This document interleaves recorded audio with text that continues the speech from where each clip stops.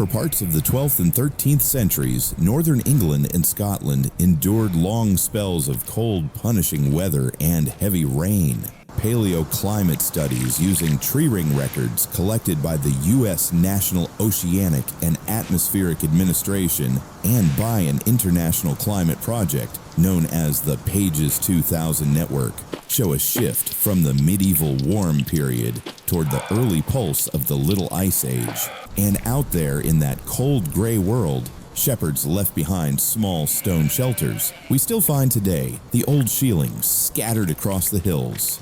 The rain hits harder now, like someone drumming on a metal roof. Eldrick can feel his wool tunic clinging to his skin, heavy and cold. And that is dangerous. Wet wool, when it is pressed against the body, pulls heat away fast.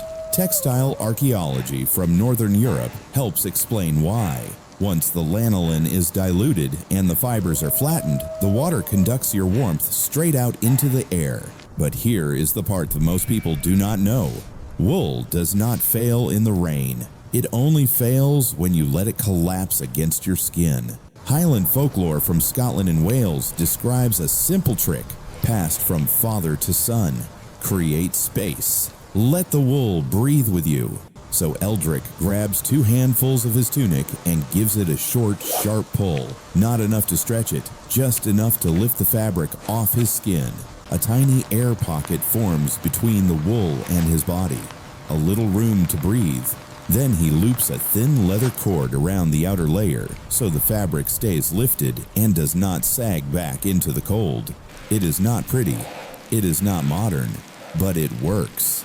The moment that air pocket forms, Eldrick's body stops losing heat so quickly. The conduction slows. The shivering eases. And for the first time since sunrise, Eldrick feels like he is 1 step ahead of the storm instead of 1 step behind it. But this is just a small win, a band-aid on a much bigger wound. Wool can buy him time, but it cannot shelter him from nights of endless rain.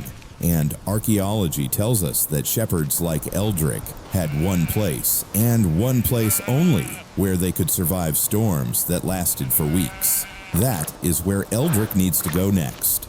Night drops fast in these hills, almost like someone pulled a curtain across the sky. The rain does not ease up. The wind cuts sideways. And just a few feet behind Eldrick, a young lamb's legs buckle. That is the moment every shepherd fears. If he tries to ride out the night in the open, he will not make it. Ethnographic records from the Highlands make this painfully clear. Shepherds who slept under cold rain rarely woke up. Hypothermia did not give second chances, so Eldrick does what countless shepherds before him did. He searches the rocks for shelter. Real shelter. Archaeologists have mapped hundreds of medieval shielings across these regions. Small stone and turf huts. Narrow throats. Wide bellies. Built to trap heat, even in storms like this. Eldrick spots a shallow recess in the hillside, its entrance angled away from the western wind. He crawls inside. The stone is cold, but steady.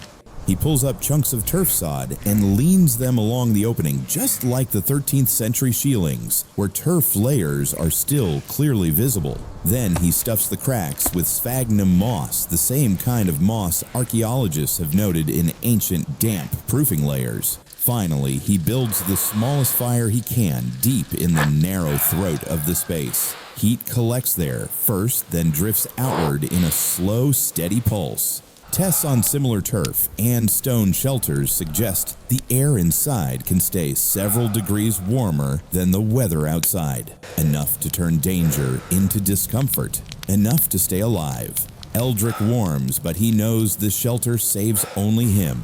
Outside, the flock is still exposed, shaking under the unbroken rain. And historical and ethnographic evidence suggests shepherds had one very specific technique to keep an entire herd from slipping into hypothermia. That is what Eldrick must do next. Out in the rain, Eldrick hears a sound that chills him more than the cold itself. A low, trembling bleat. One of the older ewes is shaking so hard she can barely stand. He reaches out to steady her, feeling her ribs quiver under his hands. Modern veterinary records make this painfully clear. Sheep lose heat fast when they are soaked and exposed to wind. Hypothermia does not need hours. Sometimes it only needs minutes. But medieval shepherds knew something that science would confirm centuries later. Sheep do not just flock for safety, they flock for warmth. Ethnographic accounts from the Welsh and Scottish Highlands describe a method old shepherds relied on during long storms. The sheep wall, a living windbreak. Eldrick moves quickly. He guides the flock into a wide curved formation, shaping them into a half circle that blocks the wind. It is exactly how the old accounts described it.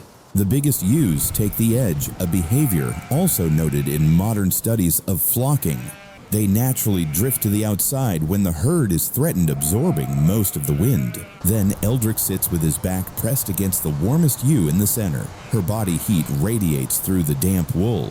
The lambs cluster inside the curve, and every hour or two when the wind shifts, Eldrick rotates the whole formation, turning the living wall until each side has shared the burden. Measurements on clustered animals show that tight huddling can raise the air temperature around them by a couple of degrees. Not enough to make anyone comfortable, but enough to keep a flock alive.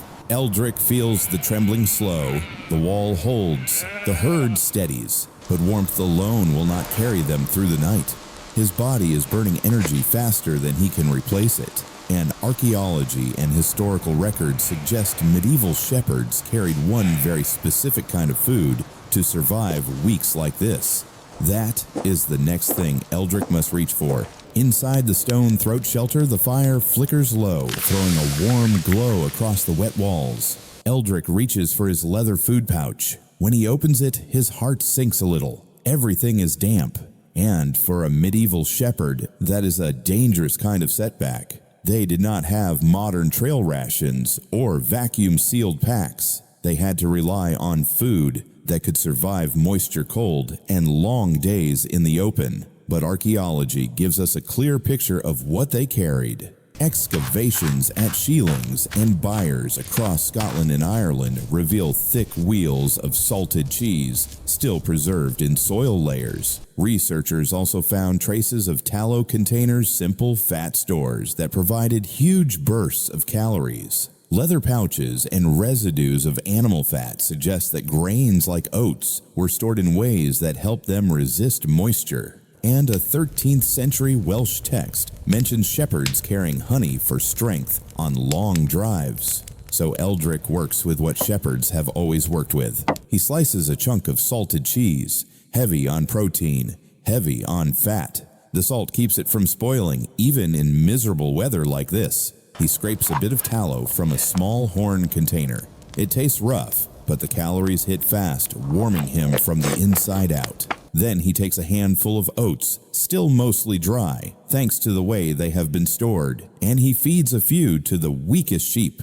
Finally, a spoonful of honey, quick glucose, just enough to stop his hands from shaking. Within minutes, Eldrick feels his mind sharpen again. His breath steadies. The flock shifts closer, calmer now, with a little food in their bellies. But food alone will not save them, not if he moves at the wrong time or rests at the wrong moment. Historical and archaeological work suggests medieval shepherds followed a very specific rhythm during long, punishing storms, and that is the rhythm Eldrick must learn next.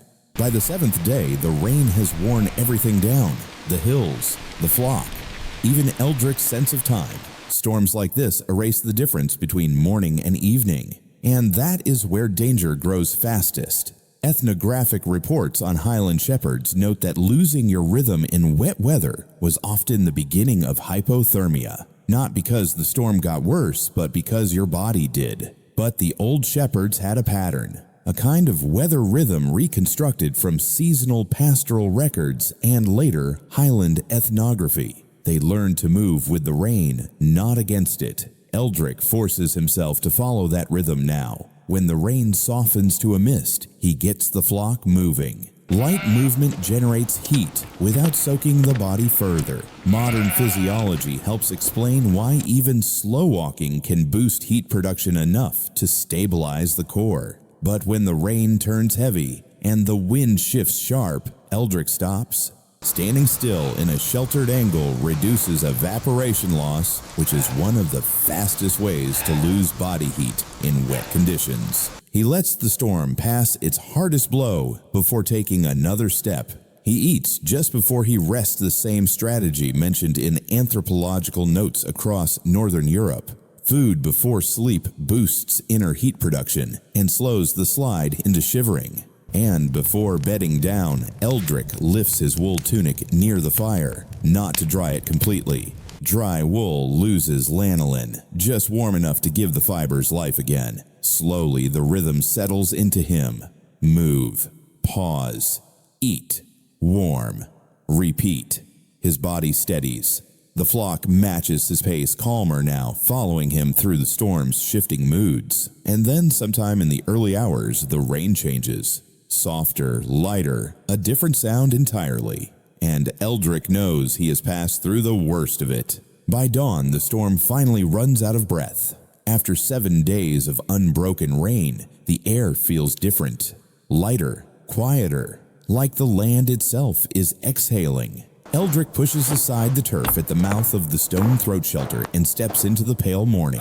Behind him, the flock follows slowly, their hooves sinking into the soaked earth, but they are standing. They are alive.